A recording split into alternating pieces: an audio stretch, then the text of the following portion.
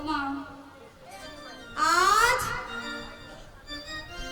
সুবল গোবিন্দকে বলছে, কানাই, বলি ও কানাই, তুই তো আমার মরম শাখা, বল কানাই তোর কি হয়েছে, তোর এমন কি হয়েছে তুই আমারই খুলে বল। কেননা যেদিনে দাবা নালে আরে বিষ জলে প্রাণ দান দিলে তুমি সে ধান সদিব আমি কেবল বলিবে তুমি। ওমা এ কথা বলার মানে একদিন বৃন্দাবনে নবলক্ষ ধেনু চড়াতে চড়াতে ওই বনে আগুন লেগে গিয়েছিল। আর সেই আগুনকে ভক্ষণ করে, শুনতে পাচ্ছেন তো, নবলক্ষ ধেনু চড়াচ্ছে আমার গোবিন্দ। আর সেই নবলক্ষ ধেনু চড়াতে চড়াতে বনে আগুন লেগে গিয়েছিল। তা আমরা বনের আগুনকে কি বলি? দাবানল বলি, তাই তো? তা সে দাবানলে বললেন, বনের আগুনকে ভক্ষণ করে তুই তো আমাদের বাঁচিয়েছিলিস, আজ তোর কি হয়েছে কানাই, আমাকে খুলে বল। আর সেই কালিজয়ের বিষ জল পান করে আমরা মরে গিয়েছিলাম, সেদিন তো তুই আমাদের বাঁচিয়েছিলি।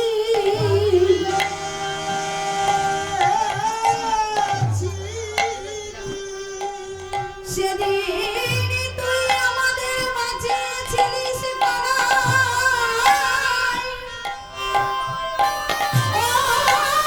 ওই বিষ জলকে পান করে নাগের মাথায় নৃত্য করে কানাই, সেদিন তুই আমাদের বাঁচিয়েছিলিস। কিন্তু আজ আমি কেমন করে তোকে বাঁচাবো? ও কানাই, ওই বাঁচাবার মন্ত্র আমার জানা নাই। ওমা আজ রাধা কুণ্ডের তীরে কিন্তু আমার গোবিন্দ গড়াগড়ি খাচ্ছে রাধা নাম, রাধা রাধা বলে।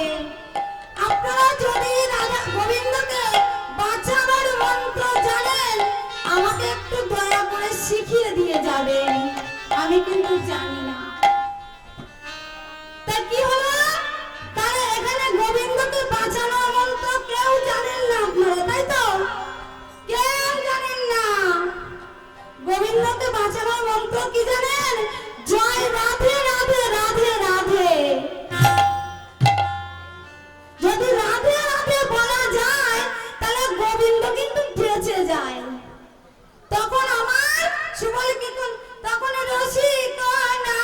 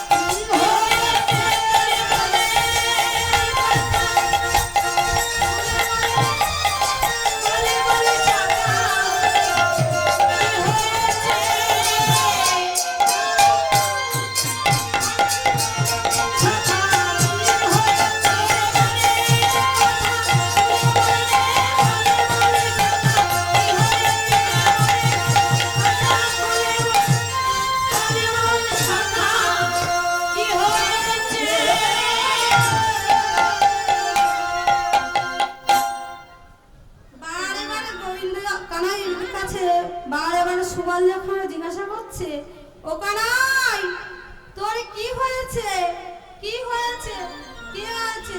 বর্তমানে আমরা জগৎটাকে বলি না কারোর যদি কিছু হয়, এই ভাই তোর কি হয়েছে, ভাই কি হয়েছে আমার সাথে বল না।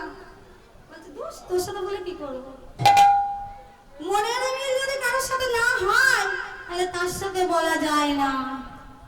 তার সুবল কানাইকে বারে বারে জিজ্ঞাসা করছে কি হয়েছে, আর কানাই বারে বারে বলছে আমার কি হয়েছে জানিস, তুই যে মালাটি পরালি না